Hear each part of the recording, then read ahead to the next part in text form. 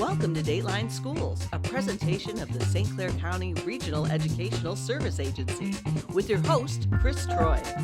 It's summertime here in the Blue Water area, and that means time at the beach and other waterways throughout the county. But while splashing about having fun, you may not be thinking about the wildlife that lives in that water. Well, there is one organization in the Blue Water area that does think about that, and that is the Friends of the St. Clair River. And to tell us all about it this week is my special guest, Education Manager Melissa Kivel. Melissa, tell me about Friends of St. Clair River. So Friends of the St. Clair River is a local environmental nonprofit group. We understand there's a lot of great natural treasures here in the Blue Water area. We work with a lot of volunteers and some staff members to do everything we can to protect those resources and make sure everybody can enjoy them for generations to come. Now, when you hear the name Friends of the St. Clair River, you think of the St. Clair River, but you guys take a look at pretty much every waterway that runs through the county that ends up at the river, don't you? Absolutely. We understand that what we do on land eventually goes downstream and affects our water quality. Now, you do this through volunteers, I'm guessing? We have an army of volunteers. We have more than 200 people that will come out occasionally to do land management services. They also enter streams to collect bugs. We tag monarch butterflies. We do all sorts of fun activities with our people. Now, what about cleanups? Do you guys ever do like creek cleanups or water cleanups? Occasionally, we will do some cleanups. It'll be sometimes beach cleanups.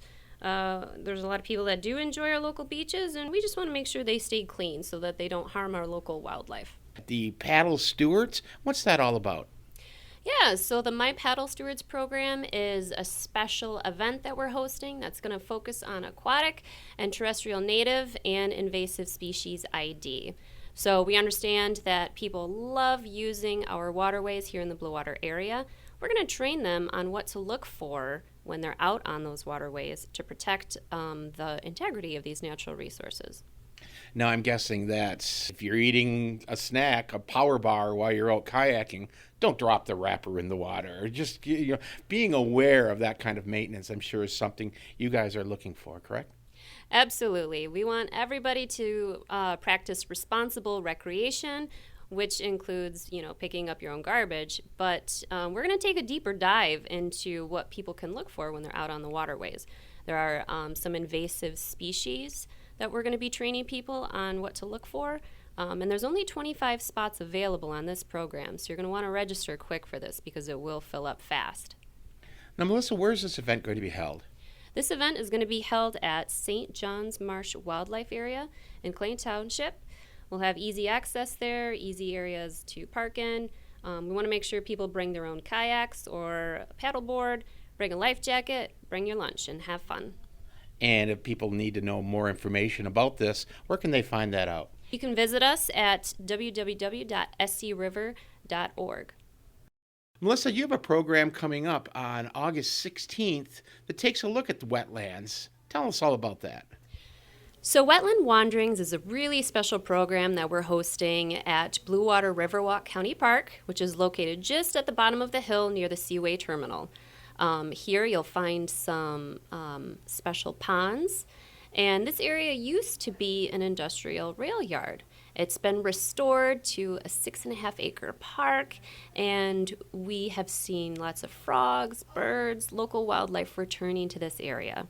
So we're going to do a tour of the ponds, and then we're going to perform some citizen science. And what that means is we're going to dig in to those ponds. We're going to collect bugs and snails that tell us if the water is healthy. So the Beandock area, that's on the south end of the Riverwalk, isn't it? It sure is, and those ponds have been a fantastic way of showcasing just how important coastal wetland habitat is for local wildlife.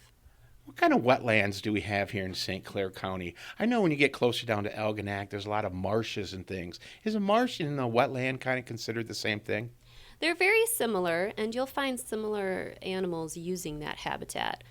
Here at the ponds at Blue Water Riverwalk County Park, we find lots of frogs, we see a lot of painted turtles, great blue herons, catfish. We've even seen some evidence of beaver activity in that area. People need to find out more information about the Wetlands program, which is August 16th at 6 p.m. How can they find out? You can always learn more information about all of Friends of the St. Clair River events at screver.org. The Friends of the St. Clair River will be hosting a native plant workshop. Melissa, native plants, that sounds exciting. It really is. We have so much to offer you guys. September 16th from noon to 3 at the Eddy Community Center located down in St. Clair. Our native plant sale is going to be co-hosted by us and East Michigan Native Plants. They're a native plant nursery located out of Durand. We're going to have all sorts of plants there that tolerate shady conditions, full sun, dry areas, wet areas, and then we'll even have some prepackaged kits for these different types of habitats that you might have in your landscapes, but also kits that promote pollinator health, such as butterflies, bees, and fireflies. It may seem obvious to some, but why does a native plant always seem to succeed better in the area in which it's planted? That's a great question. Native plants are those that have historically been found in Michigan prior to European settlement. So these are plants that have adapted to Michigan's weather conditions. As we know, can be extremely dry, it can be extremely wet. But these native plants have deep root systems that allow that plant to survive through these conditions. So they're actually a better species for those gardeners who really prefer to have a hands-off approach. Now, what about the novice gardener who's not really sure what they want? Will there be someone there they can talk to and say, look, this is going to go along my driveway, this is going to be in a heavy shaded area? Absolutely. We're going to have staff members there to answer any questions you might have. We're also going to have the knowledgeable staff from East Michigan Native Plants. We're going to be there to let you know which plants are going to help which butterflies you want to see in your garden. We're going to let you know which plants will work in a rain garden or a wet area that you've had in your yard. So that's September 16th down in St. Clair. Melissa, what if someone needs more information about this? Is there a website or a number they can call to find out? Absolutely. We encourage everybody to visit us at screver.org. Melissa, the Great Lake sturgeon. Tell us about them. Oh, so lake sturgeon have been around since the time of dinosaurs. They have this prehistoric look to them. They have scutes all along the back of their bodies. They have a protrusible mouth that helps them suck up food from the bottom of our lakes and rivers.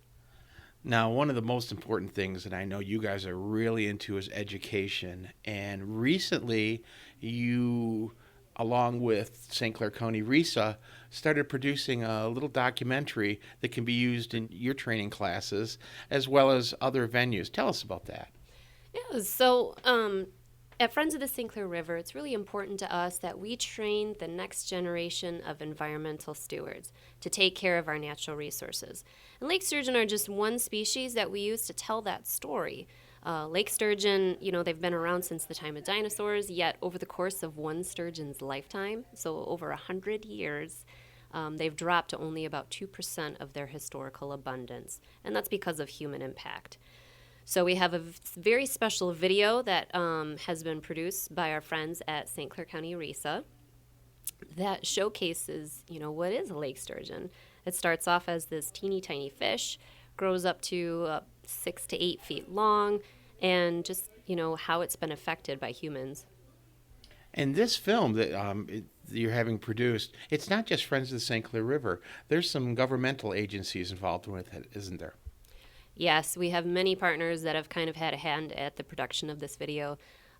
We work very closely with U.S. Fish and Wildlife Services, St. Clair County RESA, Michigan DNR, Great Lakes Fisheries Commission, and even Toledo Zoo. They've all contributed in some way to this fantastic film. Well, we look forward to seeing that out there, and I want to thank you for sitting down with us this week, talking about all the great things that are going on in St. Clair County and Friends of the St. Clair River. For Dateline Schools, I'm Chris Troy. Dateline Schools is a presentation of St. Clair County RESA.